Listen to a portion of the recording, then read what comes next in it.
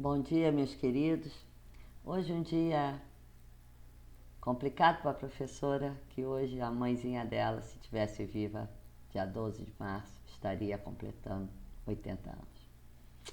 Pensei passar esse dia com a minha mãe de outra forma. Com ela alegre, feliz como ela era, uma mulher moderna, sorridente. Quem conheceu mamãe sabe.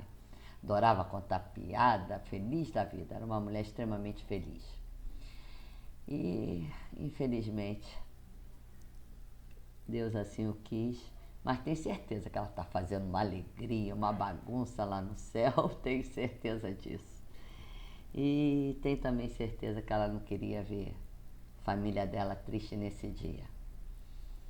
Muito pelo contrário, ela ia querer que eu fizesse um bolo, entendeu?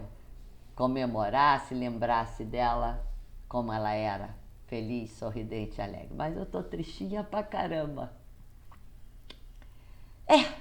Mas vamos à aula. Vamos à aula de História das Religiões. Vamos falar do hinduísmo. Nós paramos, né, na aula passada falando do hinduísmo. Vamos falar do culto hindu.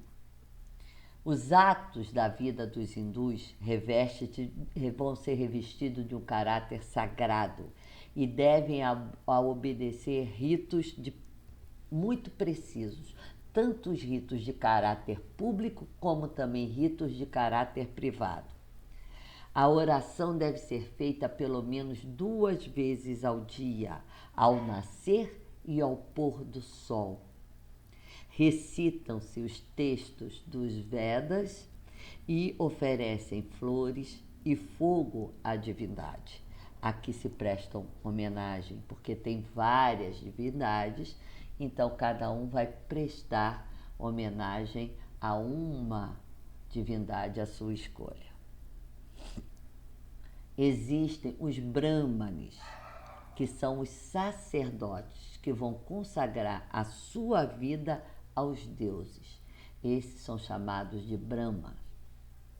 Muitos ritos e festas domésticas acompanham a vida do hindu, desde a sua concepção até a sua morte, passando pelo nome, por uma iniciação cristã, uma iniciação religiosa.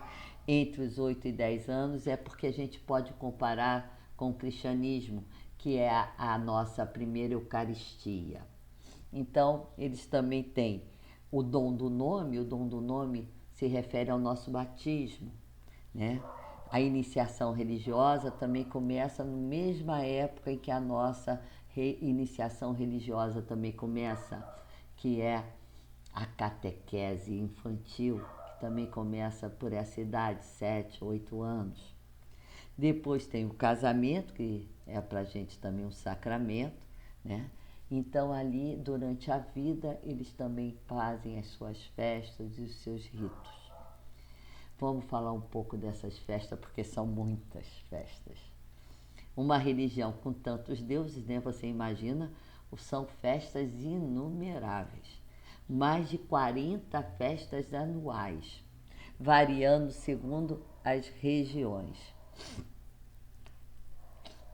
Embora seja difícil citá-las, indicamos aqui, porque são muitas, vamos só indicar as principais festas do hinduísmo. O Durga Puja, que é a festa em honra a Durga, que é uma deusa da fecundidade, que vai ser esposa do deus Shiva. Shiva é homem, é um deus.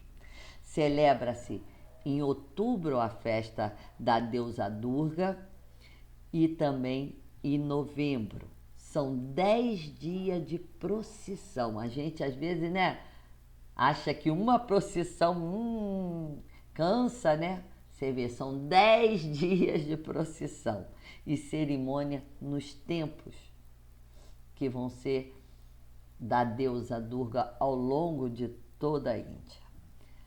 Sivaratri, em fevereiro, é a festa em honra ao deus Shiva. Os fiéis vão decorar o templo, é lindo, cheio de flores, e vão passar a noite no templo. Diwali celebra-se em outubro também na lua nova, em honra a Lakshmi. Todo mundo conhece essa deusa Lakshmi. Que bonitinho, porque teve, se lembra, naquela... Eu não assisto novela, mas teve uma novela aí, que é Caminho das Índias, isso. Deusa da prosperidade, da felicidade. Lakshmi! Aí tinha uma menina que ficava dançando. Era essa mesmo. E também vai ser conhecida como a deusa da felicidade. É a festa que tem maior número de luzes acesas. Vê-se a lâmpada por todos os lados, nos templos, nas casas, nos caminhos, até no rio Gange. É aquela festa que a gente vê as luzes no rio Gange. Então, é essa festa. Holi, que é a festa em fevereiro e março, que vai ser a festa que vai festejar a primavera. Então, vai ter muita dança, muita procissão. A gente vai ver aqui que a deusa Durga Puja, né? É a deusa da fertilidade, como eu falei, a esposa do deus Shiva. O estômago dessa deusa, eu falo um pouquinho dela que é interessante. O estômago dela é vácuo, não tem nada. E nunca ele pode ser preenchido. E cujo útero está eternamente parindo todas as coisas.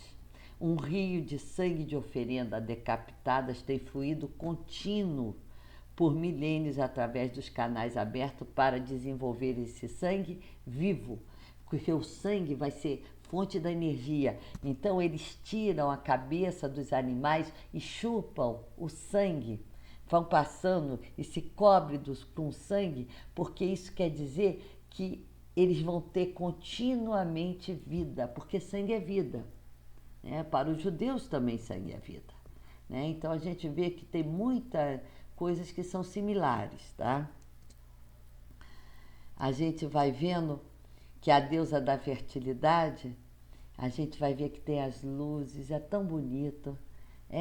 São festas bonitas, mas são festas extremamente lotadas, cheias, muitas pessoas morrem porque são pisoteadas. É muito... A festa da primavera, que é a Holi, é a festa que eles pegam um monte de cores, faz um monte de tipo areia colorida e se cobre de várias cores. É muito interessante, né? Aí eles também, nessa festa da primavera, eles vão comemorar o triunfo do bem sobre o mal. Então é a festa da alegria, é a festa das cores. Seria pra gente assim, vamos, colocar o carnaval. Vamos agora começar a falar sobre o budismo. Um pouquinho, né? Porque o budismo, nossa, essas religiões, a gente poderia falar 2 anos sobre elas, né? Mas aqui é um pouquinho só, é uma introdução à história dessas religiões, porque eu vou me ater mais à religião do judaísmo, o cristianismo e o islamismo. E depois eu vou falar bem das religiões protestantes, né? Que vai ser a religião cristã, mais o protestantismo. Então, eu vou me ater mais a esses. Por isso que a professora aqui está falando, só para vocês terem um pouquinho do conhecimento dessas religiões. O verdadeiro nome de Buda, Buda quer dizer iluminado. Então, ele é o iluminado. O nome dele é Siddhartha Gautama. Nasce no Nepal, que é o nordeste da Índia, entre o século VI e século V antes de Cristo. Numa família real, ele era de príncipe do clã do Shakya. O pai, temendo que ele pudesse ser abalado por desagradáveis visões da vida, manteve-o sempre na área do palácio. Então ele não saía do palácio, só via coisas lindas, boas, felizes. Aos 29 anos, Gautama viu o sofrimento humano pela primeira vez, sob a forma de um velho doente e um morto. Ao deparar com um monge, que é uma seta, já existia nessa época, resolveu seguir essa antiga via de fugir de casa. Ele foge de casa numa noite, deixando a mulher e deixando toda a sua família. Após 6 anos de severa austeridade, atingiu o seu objetivo, mas não escapara ainda do sofrimento. Ele fica sentado debaixo de uma árvore chamada Bodhi e a iluminação vai passar por todas as fases de meditação e atinge a iluminação compreendendo a verdadeira natureza do sofrimento. No livro da Sagrada Escritura, nós falamos também do sofrimento no livro de Jó. Está lá no cano do Antigo Testamento, o livro de Jó. Então, o livro de Jó explica o sofrimento para os cristãos. E aqui, o livro, ele só passa a ter a iluminação quando se entende o sofrimento. A partir daí foi conhecido literalmente como Buda, o acordado, o iluminado. E durante cerca de 40 anos, você vê, 40 anos no deserto, 40 anos até morrer, ele vai dedicar-se a ensinar ao outro o caminho para chegar à iluminação. Siddhartha seguiu vários caminhos hindus antes de chegar ao Nirvana, mas todos os caminhos eram falsos. Nenhum levava à iluminação. Receber a iluminação aos 35 anos, passou a ensinar as pessoas e falava dos conceitos hindus como karma, que vai significar ação. O karma individual significa que toda ação que você fizer volta para você mesmo. Então, se você tem ação boas, voltará para você ação boa. Se você fizer ação má, voltará para você também o mal. Então, ele também trabalha com bem e com mal, partindo do próprio indivíduo, da própria ação. Você é responsável por aquilo que te acontece. Os ensinamentos e os conceitos budistas são normalmente chamados de Dharma, pois significa sabedoria, não é karma. Karma é a ação daquilo que você faz. Dharma é a sabedoria. E ali nós vamos ter a reencarnação, a samsara, quer dizer, a resposta do que eu estou fazendo.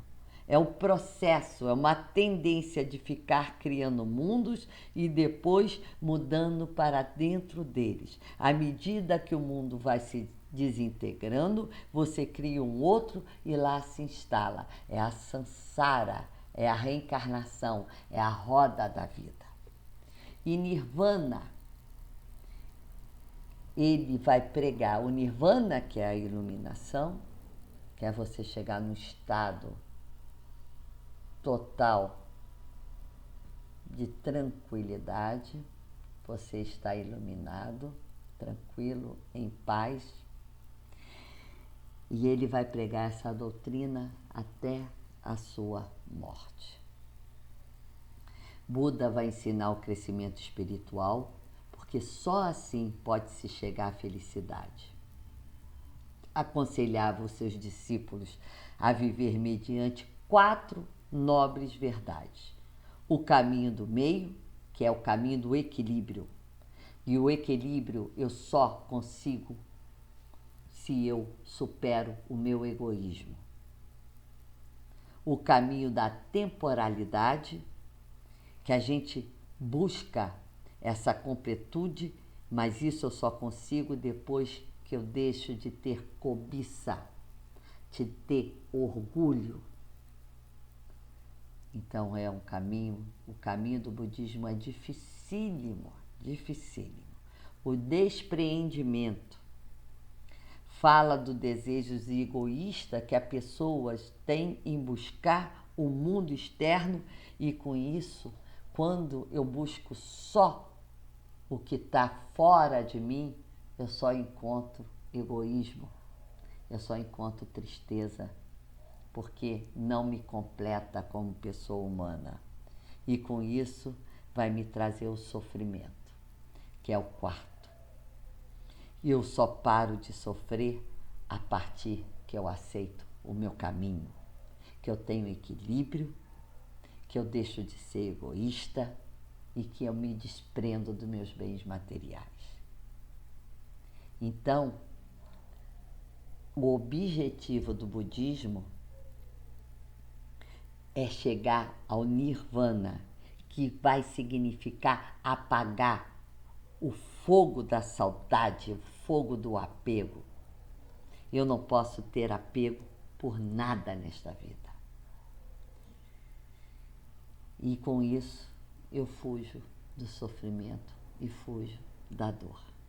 Há uma esfera que não está certa, nem água, nem fogo, nem ar. A esfera do nada. E só quando eu consigo atingir essa esfera do nada, eu deixo de sofrer, ensina Buda. Na próxima aula, vamos falar um pouco dessa doutrina budista. Obrigado a todos vocês. Não esqueçam de ir no canal, se inscreva no canal, compartilhe e adquira a sua apostila, porque aqui eu estou falando rapidamente, a apostila é enorme, tá? Um beijo grande a vocês todos e um feliz final de semana. Então a gente tem que se esvaziar de nós mesmos para conseguir superar o sofrimento. Eu ainda não consegui isso, não. Estou sofrendo muito a perda da mamãe. E sofri tantas perdas ao longo da minha vida, que hoje só me resta, na minha família, 5 pessoas. Eu, meu filho, uma irmã e 2 sobrinhos. Mais ninguém. Então a gente tem que cuidar e amar o que nós temos sempre, sempre. Esse olhar amoroso que Deus nos pede tem que ser um olhar diário para a nossa família, para os nossos amigos. Então eu tenho esse olhar, espero sempre ter esse olhar diário para vocês, de muito amor, de muita escuta, de muita paciência. E essa é a vida. Obrigada a todos vocês.